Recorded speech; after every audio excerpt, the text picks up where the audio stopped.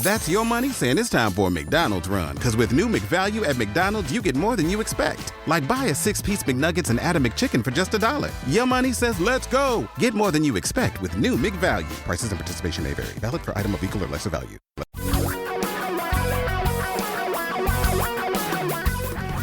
Reality radio for a really great future. We're talking real money. It's that time again, time for another edition of the Talking Real Money podcast. Hi, I'm Don McDonald. Thanks for being there. We're going to take calls today. We got a bunch of calls all in a row. So it's either feast or famine with the calls. But if you want to call, the number is 855-935-TALK, 855-935-8255. And if you plan ahead and you actually want to talk to me live, have a conversation about something financial, I will be doing Talking Real Money live on Saturday at 3 p.m. Eastern, 3 to 5, or noon to 2 Pacific time. So you can call the same number. The number works in both cases, 855-935-8255, which spells talk. Also, I now have 4 educational videos up at talkingrealmoney.com. 2 are mine, 2 are Tom's. And there's one about how to pick a fiduciary advisor, how to create income in retirement, how to withdraw from Social Security, and then the longer one is the past and the present and the future of what we call real investing. So we've got 4 videos for you to watch up there right now at talkingrealmoney.com, and then just click on the guy with the TV on his head, or for a head. He doesn't have it on his head. It actually is his head. You'll see. Now, the number, we got a lot of calls to get to, 855-935-TALK, 855-935-8255. You can call 24 hours a day, 7 days a week and leave a question, or you can leave them by typing them in at talkingrealmoney.com/contact, or just hit the contact link. Now, let's get our first call. Hi, Don. I listen to your podcast often, and thanks for everything you do. My name is Santosh. I have a question regarding non-qualified deferred compensation. I'm going to join a new job and they're offering non-qualified deferred compensation. I want to know whether I should put money in this or not. I max out my retirement accounts. I do backdoor Roth, which is every year I do it for me and my wife. I also put money in taxable account, but I wanted to know about the non-qualified deferred compensation. It is not the 457B, because they said that I can put up to $50,000 a year in that. And but there are certain restrictions in that, I think, from what I read online, and I am not sure about how to go about it. So that's why I wanted some help from you, if you can help me out. Again, thank you very much for everything you do. Appreciate it. Have a good day. Non-qualified deferred plans. These are, by being non-qualified, it means that they aren't under the ERISA rules, the Employee Retirement Income, whatever, security or something like that. These are typically for highly compensated employees. They're special plans, and they have a lot of restrictions on them, a lot of restrictions. You can defer your salary, but there has to be, you can't just defer it like a 401k or an IRA, which you can pretty much take out whenever you want as long as you take required minimum distributions at 70 and a half. These have to have absolute dates when things are paid out. So it's not an easy answer. Because they're complicated, because you're highly compensated, apparently, and you're a great saver in your 401k and your IRAs, you want to do a great deal of tax planning in advance. This does require planning. You have to determine whether this deferred compensation is actually going to be good for you or bad for you. What does it do to your tax bracket down the road being a serious saver and investor? I think generally speaking, it's probably a good thing, but there are too many specifics that could change my opinion. And there's no way to get into them without sitting down and looking at what your current income situation is, how much you're putting away, what it might be worth in the future, what your tax situation might be like in the future, making some educated guesses along the way, and then determining which is better, whether it's better to just go ahead and invest or put it in the plan. Another thing that determines whether or not this non-qualified plan is worth doing is the quality of the investments provided within the plan. If they're expensive, actively managed investments, then that eats up a lot of the benefit. So again, there's a tax planning component, and then there's the investment component, and then there's the emotional component too. Again, generally speaking, I think they're a good thing, but get into the specifics. Make sure it's just what you need. 855-935-TALK. That is our number, 855-935-8255. And here's our next call. Hi, guys. Big fan of the show. You guys do a lot of good work. I have a question more so about taxes. I have a family member selling a rental property. They've mortgaged it for about 10 years now. They're looking to sell. One of the offers is from a buyer who wants the seller to, quote-unquote, hold the note, like seller financing. Any ideas about, is that generally a terrible idea? Is that super unsafe as opposed to, getting a regular buyer with a mortgage and all that stuff? That's question number one. The other question I have is we're negotiating a closing date, and does it make any difference, if you guys know, to close like December 1st as opposed to January of 2020? Does it make any difference to hold the property until the new year, makes the tax simpler, or is there some rule about owning the property December 31st of the year? If you guys have any knowledge on that, it would be a big help. Thanks again for all your help. Well, the first question really isn't a tax question.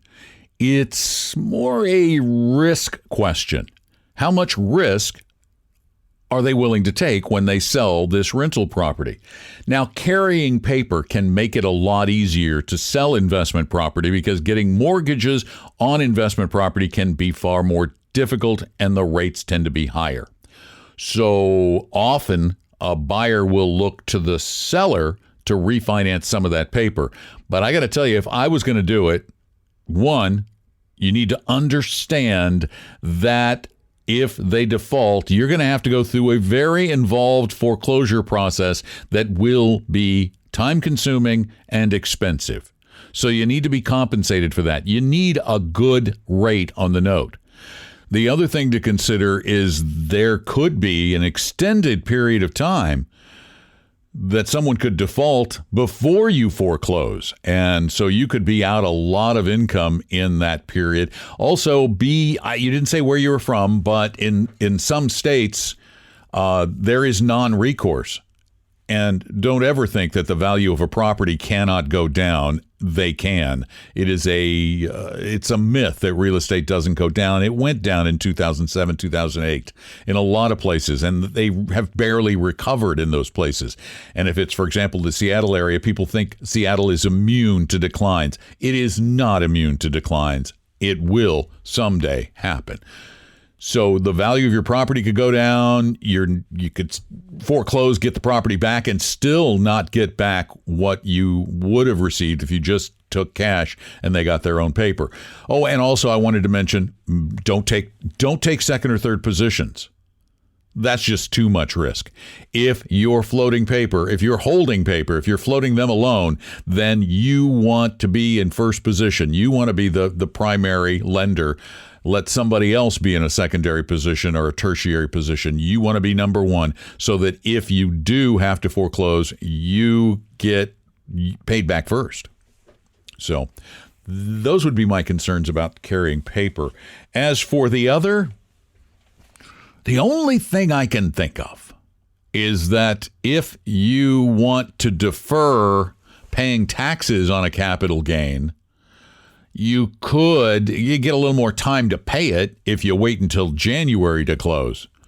But I can't think of any other advantages over that 1 month. That's all I come up with.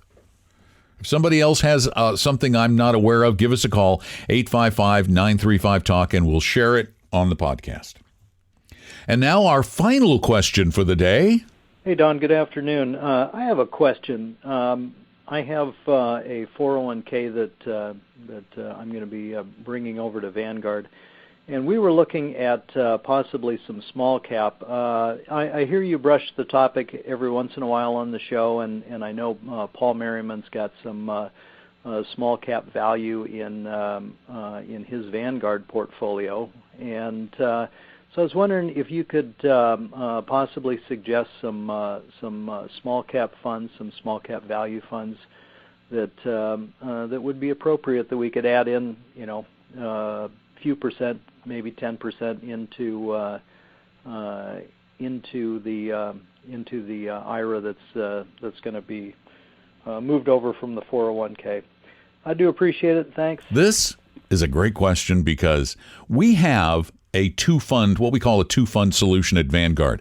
And the reason we use just two funds when we could probably get you slightly better diversification with a number of different funds, and then you'd have to go in and rebalance them regularly, which most people won't do, so it'll get out of balance and it won't look as good. So we go with the two funds, which is the Vanguard Total World Index, VTWAX, and the Vanguard Total Bond Index, which is VBMFX.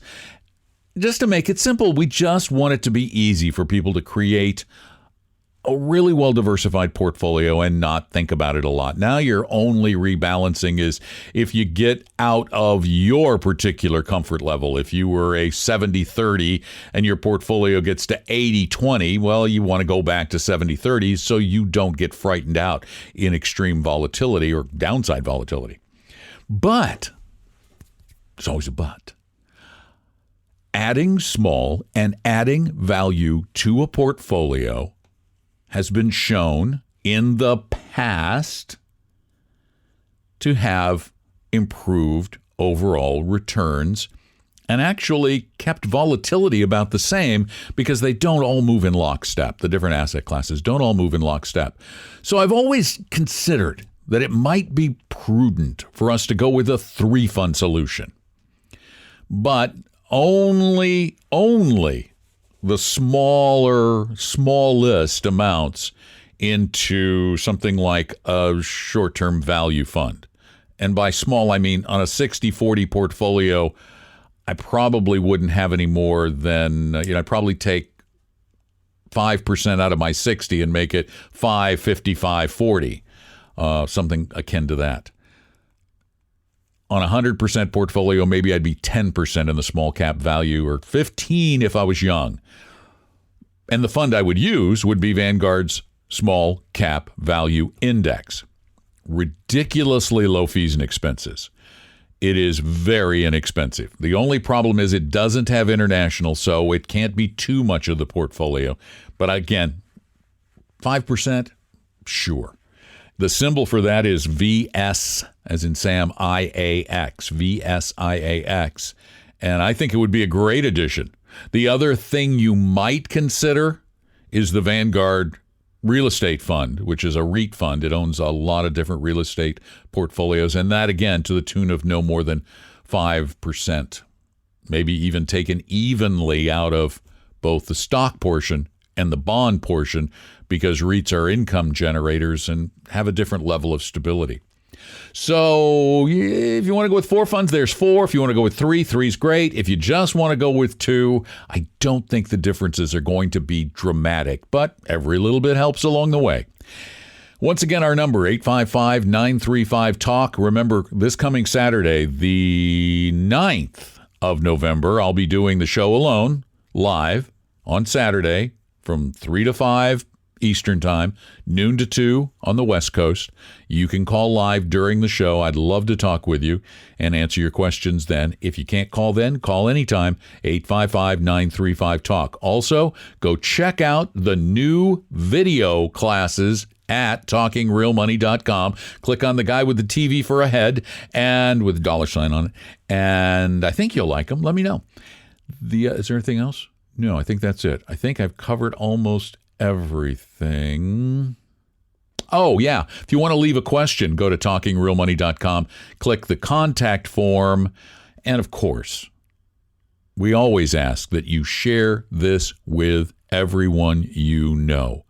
Because, let's face it, most of the investing advice out there is terrible. I'm not saying ours is perfect, but it's not terrible. It's better than most. Thanks for listening. Subscribe at Apple Podcasts. Have a great day, night, whatever. We'll talk to you soon. I'm Don McDonald. Talking real money. We hope you realize that the information provided on Talking Real Money is for educational and hopefully enjoyable purposes only. Providing personalized financial planning or investing advice takes time, so please consult with a really good fee-only fiduciary investment, tax, or legal advisor. We know a good one. Investing must always involve risk. In other words, you can and probably will lose money at times. Also, as much as you want it, no one can accurately, consistently predict the future. So past performance doesn't tell you a darn thing about what the future will bring. Unlike many other programs that say something similar, Talking Real Money is not trying to get you to buy or sell any financial products or securities. Instead, the program is provided as a public service by Vestry, a fee-only registered investment advisor. Thanks for listening, and please visit talkingrealmoney.com for more information and disclosures. That should keep the lawyers happy.